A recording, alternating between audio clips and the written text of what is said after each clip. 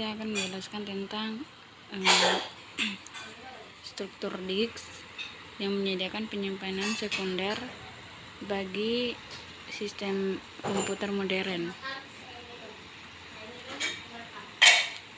Nah, adapun di sini disk drive modern dialamatkan sebagai suatu array satu dimensi yang besar dari blok logic, di mana blok logic merupakan unit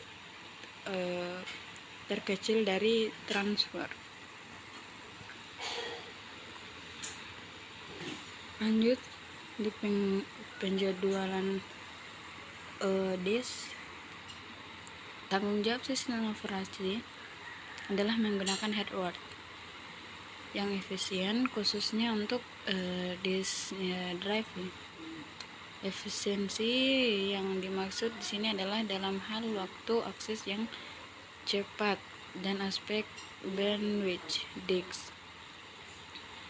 Bagaimana caranya kita bisa ketahui? Nah, jika suatu proses membutuhkan pelayanan input atau outputnya dari atau menuju disk, maka proses tersebut akan melakukan sistem call ke sistem operasi. Nah, permintaan tersebut membawa informasi-informasi antara lain. Yang pertama, apakah operasi input atau output, alamatnya, alamat disk, alamat memori, dan jumlah byte disk. Jika disk drive beserta controller tersedia untuk proses tersebut, maka proses akan dapat diketahui dengan segera.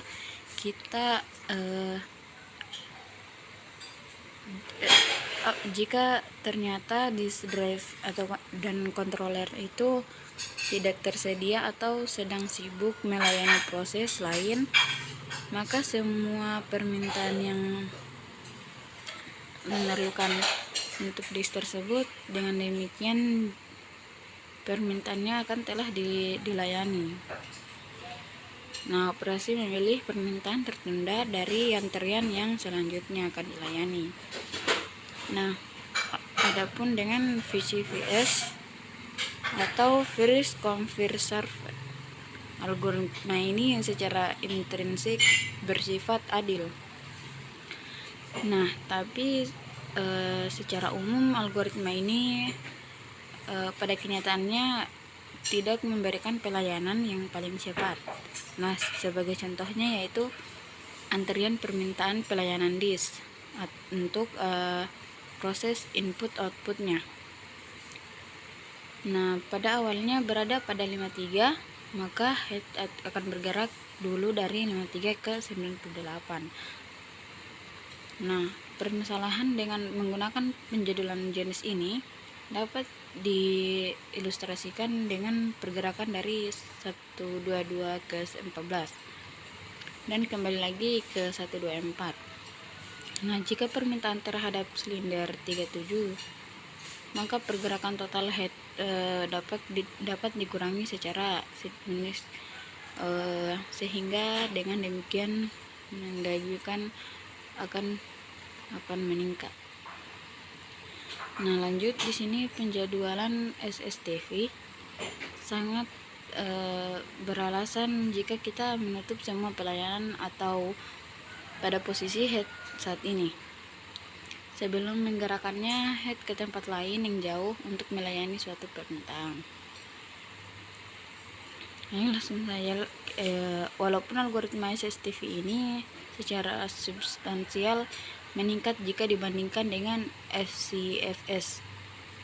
Nah, tetapi algoritma SSTV ini tidak optimal seperti contoh di atas, ketika dapat sebelum menuju 56, 57, 98, 122, dan 183.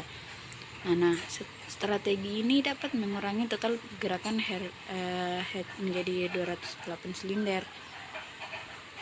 Nah, mungkin lanjut lagi di penjadwalan SCPM. Nah, beda lagi dengan yang tadi, beda lagi dengan SSTV dan FCVS itu. Nah, di sini kita akan menggunakan contoh yang sudah diberikan di atas. Nah, sebelum melakukan scan untuk melayani permintaan-permintaan yang tadi. Nah, algoritma scan ini tersebut juga algoritma lift atau elevator. Nah, karena kelakuan ini sama seperti elevator dalam satu gedung melayani dua orang-orang yang akan naik ke atas. Baru kemudian berbalik arah untuk melayani orang-orang yang ingin turun ke bawah. Adapun kelemahan algoritma ini adalah jika banyak permintaan terletak pada salah satu ujung disk, sedangkan permintaan yang akan dilayani itu sesuai arah alarm disk, jumlahnya yang sedikit atau yang tidak ada. Lanjut di sini penjadwalan C-scan adalah varian dari algoritma scan yang sengaja didesain untuk menyediakan waktu tunggu yang sangat seperti halnya scan atau C-scan yang akan menggerakkan head dari satu ujung disk ke ujung yang lainnya. Nah, adapun sini penjadwalan log, penelitian yang sama, log scan, karena algoritma ini melihat dulu permintaan sebelum melanjutkan arah pergerakannya. Lanjut di sini yang kedua yaitu pemilihan algoritma penjadwalan disk. Lokasi blok-blok header direktorinya ini karena file harus dibuka sebelum digunakan proses pembukaan file, membutuhkan pencairan pada direktor beberapa pada awal silinder. Nah, untuk manajemen disknya atau memformat disknya, sebuah disk magnetik yang baru sebenarnya hanyalah sebuah slide kosong yang berupa piringan magnetik untuk menyimpan sesuatu.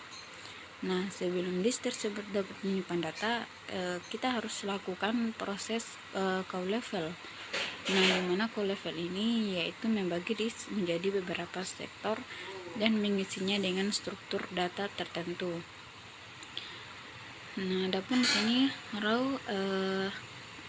input outputnya adalah array pada blok logikal yang memiliki kemampuan untuk menggunakan suatu partisi disknya ini. Nah, tanpa struktur data dari sistem berkas. Lanjut di sini ada boot block. Ketika pertama kali menjalankan komputer itu dibutuhkan program yang sudah dianalisasi, yaitu bootstrap yang dianalisasi adalah segala spek sistem. Nah, dari CPU, register sampai device controller dan isi dari main memory. Nah, adapun sini penyimpanan seluruh program bootstrap itu disknya atau sistem disk adalah disk yang memiliki partisi board. Nah, lanjut di sini adalah boot block. Boot block itu satu atau lebih sektor yang rusak pada suatu disk.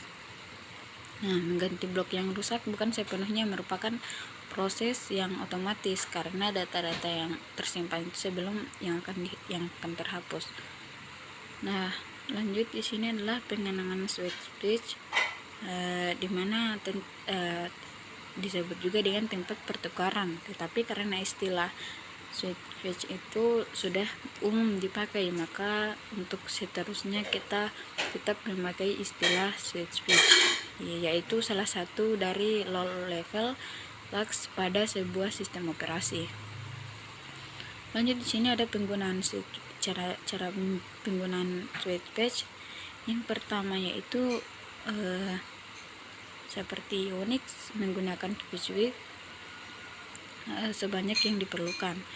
Nah, switch ini biasanya disimpan dalam beberapa disk yang tersimpan, jadi beberapa yang diterima oleh sistem input output yang paging atau swapping bisa didistribusikan ke berbagai input output device pada sistem.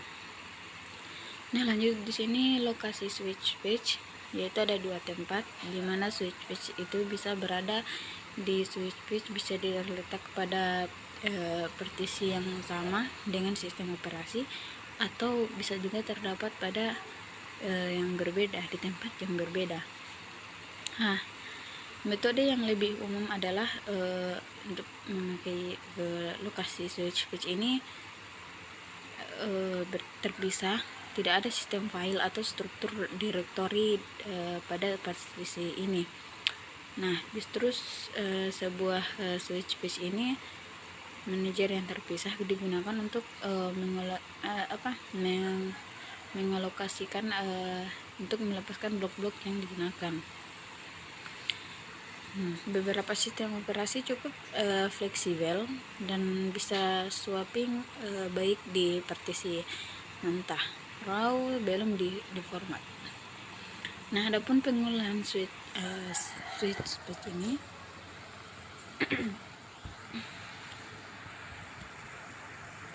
pada lebih baik komputer modern yang sudah mempunyai memori lebih banyak daripada komputer dengan sistem yang sudah lama dan lebih jarang melakukan packing. Nah, adapun kehandala disk itu ada beberapa macam, yaitu yang pertama, ketidaksengajaan dalam menghapus. Bisa saja pengguna secara tidak sengaja itu kan menghapus suatu berkas. Nah, hal ini dapat dicegah minimal mungkin dengan cara melakukan backup atau data secara reguler. Nah, yang kedua itu hilangnya tanpa tenaga listrik. Hilangnya tenaga listrik ini dapat mengakibatkan adanya corrupt data. Nah, yang ketiga yaitu blok rusak pada disk. Yang dimaksud di sini bisa saja disebabkan dari umur disk tersebut seiring dengan waktu. Banyaknya blok pada disk yang rusak dapat terus terakumulasi. Blok yang rusak pada disk tidak akan dapat dibaca. Nah, adapun rusaknya disk dan sistem corrupt. Nah, ketika komputer sudah tidak berjalan lagi, bisa saja terjadi operasi sistem error, program error, dan lain-lain sebagainya. Nah, adapun sini kita akan membahas tentang implementasi stable storage. Nah, pada bagian sebelumnya kan kita sudah membicarakan mengenai head read lock tadi, yang membutuhkan ketersediaan sebuah stroke yang stabil. Nah, untuk selanjutnya kita akan membahas bagaimana kita bisa mencapai kebutuhan kita dari sebuah disk write menyebabkan satu dari 3 kemungkinan. Nah, yang pertama itu ada successful complete, data tersimpan dengan benar dengan disk, atau party fault dan total file fault. Untuk tertera strike ini ciri-cirinya ada 3, yaitu biaya produksi lebih murah, menggunakan removable media, data yang disimpan bersifat permanen. Nah, adapun macam-macamnya yaitu struktur ini yaitu floppy disk, magnetic optic disk, dan optical disk, word disk, dan Forge V1 times, dan tabs. Nah, adapun masalah-masalahnya yaitu berkaitan dengan sistem operasi. Nah, tugas terpenting dari sistem operasi adalah mengatur physical device yang menampilkan abstrak mesin virtual dari aplikasi tersebut.